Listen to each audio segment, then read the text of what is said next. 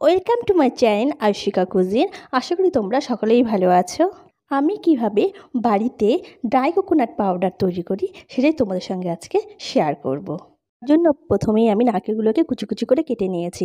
পেছনের খোসাগুলো ছাড়িয়ে নিলে খুব ভালো হয়। আমি এখানে করিনি, তোমরা চাইলে করতে পারো। তারপর আমি মিক্সিং জারে পাউডার করে নিয়েছি। পাউডার করার সময় কিন্তু জল দেওয়া যাবে না। আমি এখানে শুকনোই ঘুরিয়ে নিয়েছি। দেখো বন্ধুরা, আমার এখানে পাউডারটা কত ভালো হয়েছে। এইবারে আমি প্লেটটার চারপাশে ভালো করে পাতলা করে ছড়িয়ে দেব। দিয়ে ছাদের মধ্যে দুদিন আমি শুকিয়ে নিয়েছি। দুদিন আমি কড়া রোদ দেওয়ার পর আমার এখানে পাউডারটা একবার ঝুরঝুরে খুব সুন্দর হয়ে গিয়েছিল। আমি এভাবে শুকিয়ে সারা বছর স্টক করে রাখি, তোমরা চাইলেই করতে পারো। হয়তো বা নারকেল দিয়ে কোনো রেসিপি করতে হবে বা খেতে ইচ্ছা করলো ফট করে করা যায়। আমার কাছে এই কোকোনাট ডাই পাউডার ভীষণ ইউজফুল।